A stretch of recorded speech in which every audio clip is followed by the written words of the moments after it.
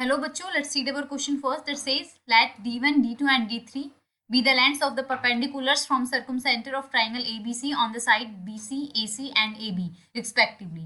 If lambda multiplied by A divided by D plus B divided by D2 plus C divided by D3, sorry this is A divided by D1 is equal to ABC divided by D1, D2, D3, then lambda is equals and our options are 1, 2, 3 and 4.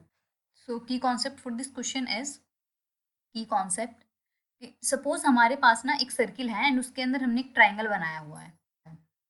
इसके अंदर एक triangle है, this is our triangle A B and C. तो ये जो हमारे circumcentre, this is suppose point O, तो इस सर्कुम सेंटर का जो एंगल होता है that is double the angle of the remaining vertex.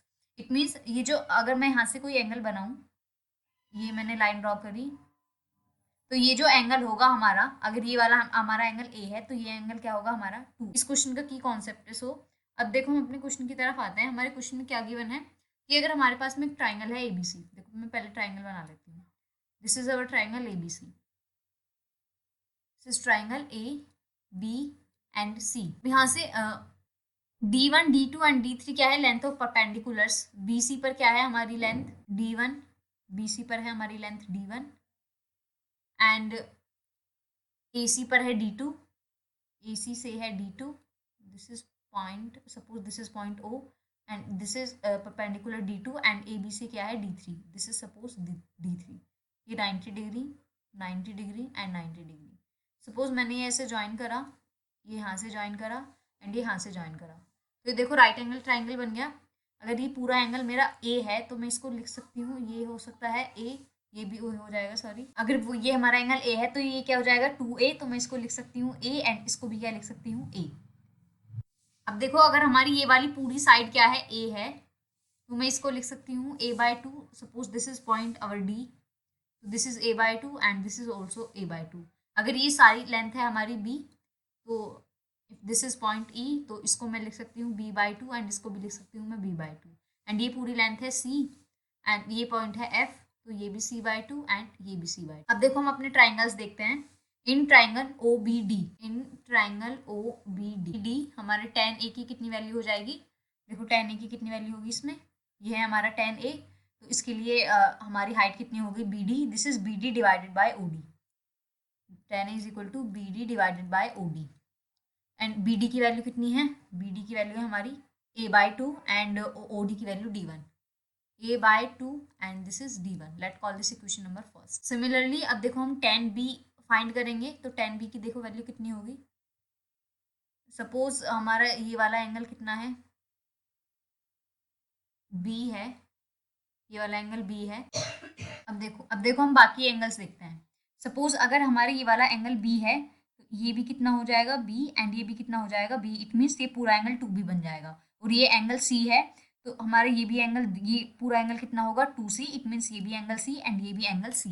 तो अब हम यहाँ से देखो tan B की वैल्यू अगर मैं फाइंड करूँ इस ट्राइंगल से OEC, in triangle OEC, in triangle OEC tan beta की वैल्यू कितनी हो जाएगी हमारी, सॉरी tan B की वैल्यू होगी हमारी B/2, this is EC divided by OE, EC divided by OE, this is equal to B divided by 2 multiplied by D2। Similarly हम tan C की वैल्यू फाइंड करेंगे एंड tan C हमारा कौन से triangle में मिलेगा, हमें tan C मिलेगा हमारा FOA में, FOA, इन ट्राइंगल FOA हमारा tan C क्या बनेगा इसमें, देखो tan C की वैल्यू बनेगी हमारी AF divided by OF, AF divided by OF and this is equal to C divided by 3 multiplied by D3, sorry this is C divided by 2, this is C multiplied by C divided by 2, sorry.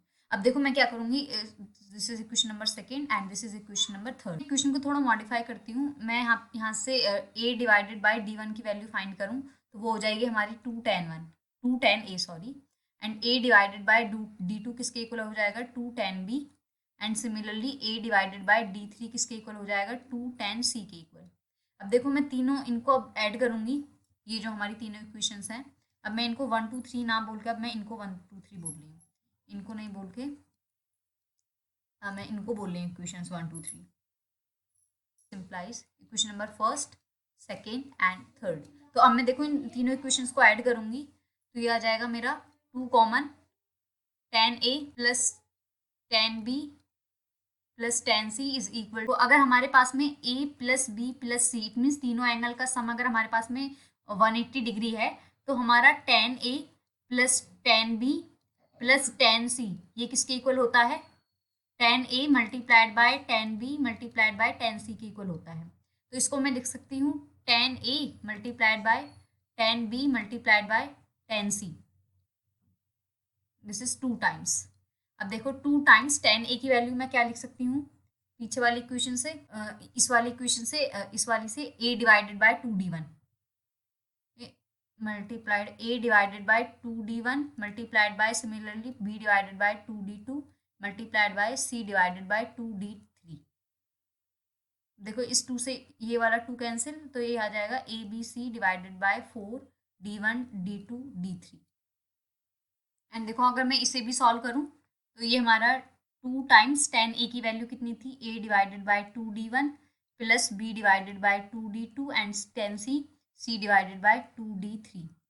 देखो 2 divided by 2 common आ जाएगा तो ये बना A divided by d1 plus B divided by d2 plus C divided by d3। 2 से 2 cancel तो हमारा A divided by d1 plus B divided by d2 plus C divided by d3 किसके equal आ गया 1/4 times ABC divided by d1 d2 d3। और इसको मैं लिख सकती हूँ 4 times A divided by d1 plus B divided by d2 plus C divided by d3 is equal to ABC divided by d1 d2 d3। अब देखो हमारे question में क्या पूछा है, हमारे क्वेश्चन में देखो यही सिमिलर कंडीशन गिवन है और हमें लैम्डा की वैल्यू पूछी है। तो लैम्डा की वैल्यू यहाँ से क्या हो जाएगी, लैम्डा की वैल्यू हो जाएगी यहाँ से 4। सो अवर ऑप्शन नंबर कौन सा करेक्ट हो जाएगा? So our option number D is the correct option for this question. Hope you understood it well. Best of luck. Thank you.